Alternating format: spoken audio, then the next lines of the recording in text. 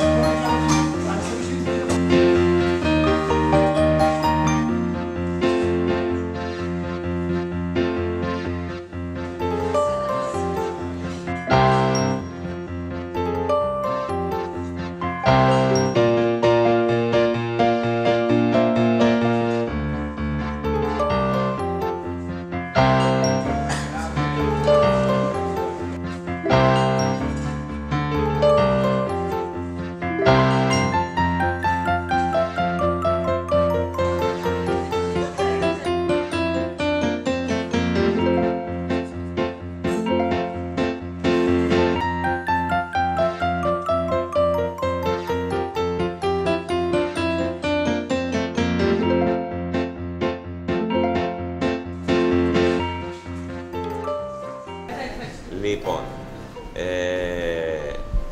το πιο βασικό είναι να κάνετε πρώτα το ζελέ πριν ξεκινήσετε απ' όλα για να παγώσει στο μπλασίλε. Το έχουμε αχλάδι ή με γλυκός που μπορείτε να κάνετε, δηλαδή να κάνετε ένα διακοσμητικό δικό σας.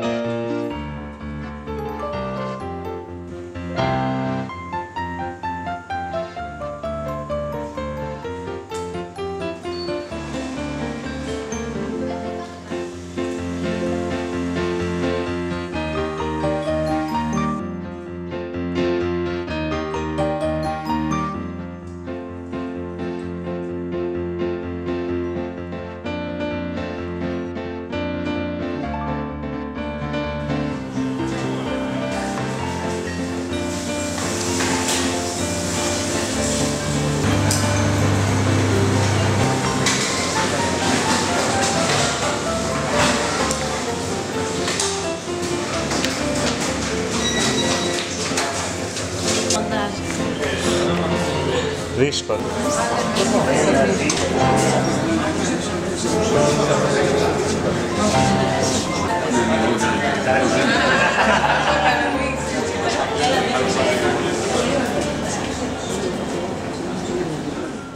Δεν είναι δύσκολο το γλυκό. Από το στόμα αυτό. Όχι πολύ. Σου είπα, είναι μία τύπου γκανάς και έχει μέσα και πούλπα από αχλάδι. Μόνος του το είπε. Κανονικό. Σοκολάτα, για μόνο του τέλειωσε. Όχι, την κρύωσα. Έλα, ο μοναδικός, ο πετεινός με έκαψες και αχλάδι αυτό. Εντάξει, και το μπισκότ, τι λες εσύ κύριε Κόλεβα. Ωραίο αλκοόλ αυτή. Πολύ καλή.